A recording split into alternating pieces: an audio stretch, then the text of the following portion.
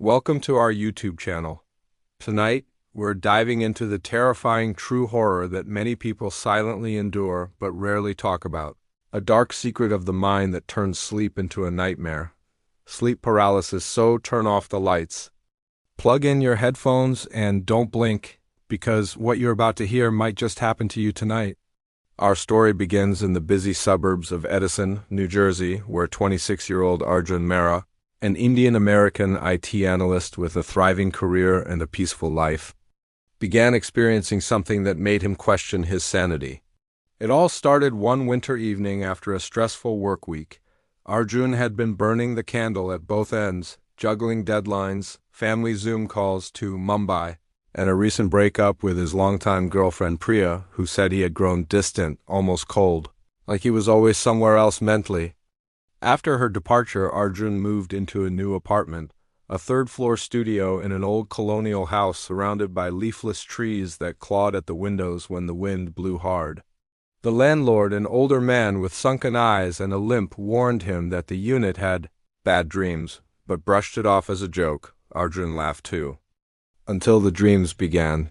The first night was simple. He felt like he was falling through the bed, spinning into a black tunnel, but he woke up sweaty and brushed it off. The second night, he couldn't move, his body was frozen, and a shadowy figure stood in the corner, not moving, not speaking, just watching with eyes like polished obsidian. When he finally broke free, gasping, he dismissed it as stress.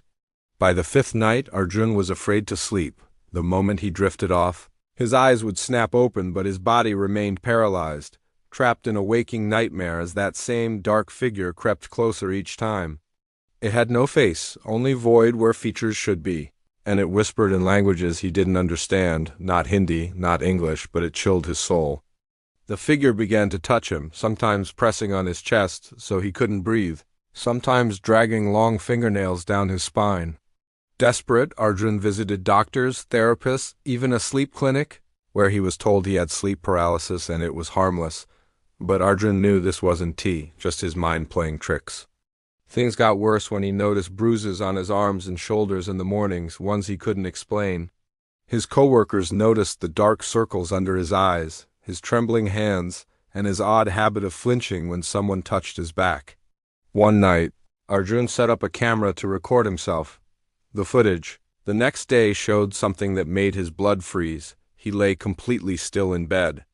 But around 3:14 a.m., the blankets began to slowly lift as if someone were crawling beneath them, and a smoky shadow formed over his chest, pressing down as his mouth opened in a silent scream. After that, Arjun turned to his roots. He called his grandmother in India, who told him sleep paralysis wasn't just medical, that sometimes it was spiritual. A spirit known in Indian lore as the Chudail, a woman who died with a deep grudge who sat on your chest and fed off your breath. She instructed him to perform a cleansing ritual, chant specific mantras and burn camphor before sleeping. Arjun followed it precisely. But that night, the entity didn't come alone. Now there were three shadows, all whispering his name in shrill voices, circling his bed as the walls bled and his reflection in the mirror began smiling independently. He screamed himself awake, drenched in sweat, the apartment smelling like sulfur and iron.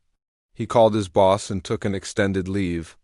Retreating into research and reaching out to others online who had similar experiences, and shockingly they described the same faceless being, the same time on the clock, and the same feeling of being suffocated by pure malice. One woman in Texas claimed to have battled the same entity for years, and only found peace when she moved to a temple town in Kerala. Arjun booked a flight the same week, determined to find answers or escape. In Kerala, he met an old priest who recognized his symptoms instantly and told him the entity wasn't a Chudail, but a Rakshasi of the threshold, a demon who waits in liminal spaces, doorways, mirrors, dreams, feeding on fear, growing stronger with every paralysis attack. The priest performed an ancient fire ritual, gave Arjun a protective amulet, and warned him never to sleep near mirrors or under open windows again. After returning, Arjun felt better. No episodes for 3 whole weeks, until he invited a friend over, and she accidentally left his closet door open overnight. That night, the entity returned, furious, dragging him into a void where he saw dozens of floating people, eyes open, paralyzed, all victims of the same creature. Arjun screamed and prayed, clutching his amulet, and somehow forced himself awake, only to see handprints scorched into the walls and his closet door swinging shut slowly on its own. He sealed every mirror, changed apartments again, and now teaches others how to fight back through meditation, rituals, and keeping their spirits clean, but he still refuses to sleep with the lights off, because he knows the Rakshasi is still out there, waiting, and the moment you slip into sleep vulnerable, it will crawl out from under the bed, from the mirror, or from the shadow in your doorway to feed on your scream. So if you've ever woken up paralyzed, unable to move, and felt a presence watching you, don't ignore it. Burn camphor, recite protection mantras, keep your door closed tight, and never, ever sleep facing a mirror, because sleep paralysis isn't always just a dream disorder. Sometimes it's a door. Thank you for watching this terrifying journey through the shadowed world of sleep paralysis. If this story sent chills down your spine, comment below with your experience. Share this with someone who's battled night terrors and dawn. Forget to subscribe, because every week we uncover the horrors that hide in plain sight.